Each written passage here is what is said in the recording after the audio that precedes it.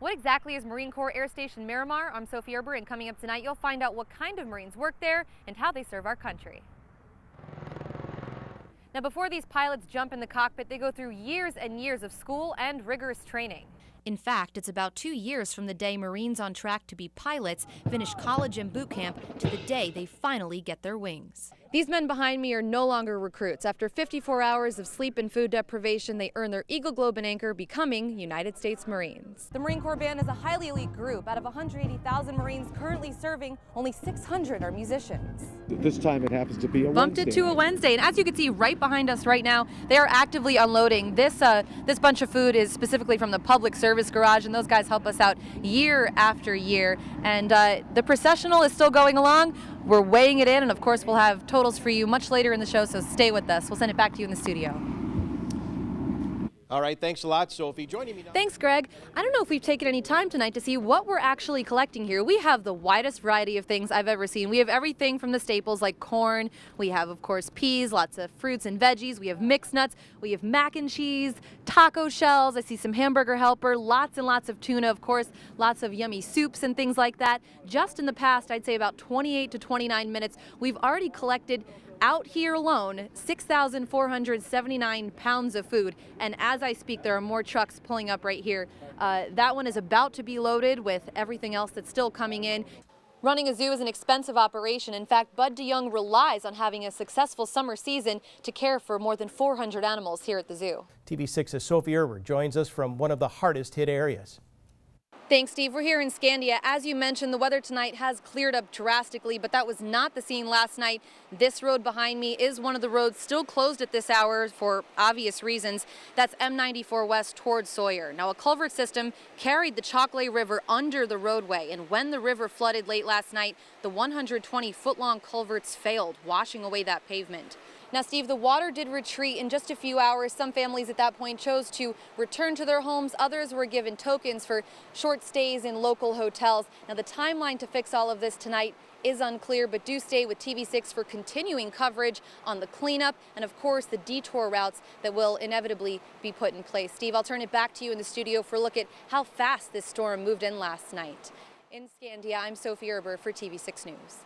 Yes, thanks, Steve. The party here is just getting started. As you mentioned, I'm here at the TV6 Business After Hours. People are checking in. Tonight is a chance for business owners and entrepreneurs to really mingle, kind of network, and just celebrate accomplishments here in the downtown area. Part of those accomplishments is the newly renovated Brown Mart Theater. They've kind of given the theater a facelift. The Holy Family Orphanage in Marquette opened up in 1915. I'm Sophie Erber, and coming up tonight, you'll meet an orphan who spent the first 12 years of his life here. In a strict environment, but still they received everything they needed. That wasn't until the children were about 13 or 14. At this point, the young women were either asked to join the order or to leave and find a job. After his stop in Marquette, Governor Kasich was headed downstate to Saginaw. He really resonated with the crowd here today, and the voters seemed enthusiastic to get to the polls on Tuesday. Reporting in Marquette, Sophie Erber, TV6 News. Sophie? Thanks, Greg. We're back here at the Marquette Salvation Army, and as you can see, collections have just begun only today for the TV6 Canathon. It's in its 35th year now, and donations are always appreciated. Joining me now is the captain here, Captain Doug Winters. Doug, thanks for joining us again. Yeah, thanks, Sophia. Now, Doug, tell us a little bit about who's eligible to benefit from the donations from the Canathon. Yeah, the food pantry itself is a income-based program. Perfect, So and you do need volunteers, so tell us about the volunteers that you need to make all of this happen. we have a whole list of things going on this time of year. It's incredible. Over the past 3 nights, you've watched recruits become Marines, transforming their minds and bodies in the process. Tonight you'll watch as drill instructors put me to the test at the depot and out on the range at Camp Pendleton. I got my first real taste of Marine Corps boot camp on the bus, where our drill instructors started our day the way recruits begin boot camp, on the yellow footprints. Then came the bayonet assault course. I was dubbed team leader. Fire team, prepare to rush! It's designed to simulate the sounds and stress of the battlefield. And it certainly did for me. Sprinting, throwing myself down in the sand, crawling with a rubber rifle, and then focusing on getting through the obstacles without falling was exhausting but exhilarating. Later, more exercise. But this time, there was a bit of a break built in. After you get past the ammo cans, you're going to put her down, pick up the ammo cans. I realized at this stage, I actually enjoyed the instruction and corrections. It made me want to execute the drill the right way. The 12 stalls at Camp Pendleton were terrifying. The mission was to carry a casualty across a wire. My role was to play that fallen Marine, and let's just say our group failed. I learned 35-pound ammo cans are really hard to run with, but my drill instructor's favorite phrase, "Let's go, media, it's a race," egged me on and got me through, and gave me stronger biceps. It was also my first time shooting a rifle, but the patient and thorough range coaches gave me confidence, and it was actually fun. At first, it could be a little overwhelming. We get recruits that have never fired any kind of weapon before. They're a little bit nervous. That was me. Before this day, I never even held a real weapon, never mind fire a live round.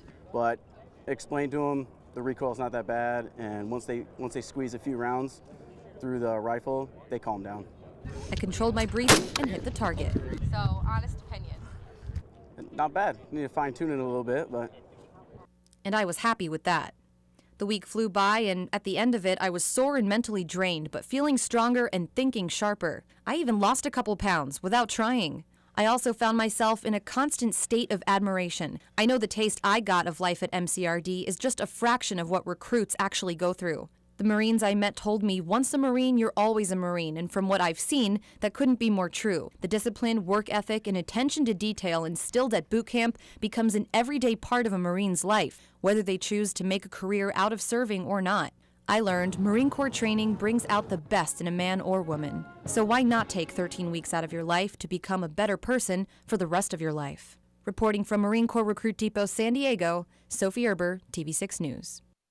It was a really extra special experience. My sister is in the Navy and she's stationed nearby, also in California, and she got to join me on these for a couple days and laugh at her big sister about how much I didn't know about handling a rifle. Well, you looked right at home in that uniform. So Well, thank you. nice I job. tried my best.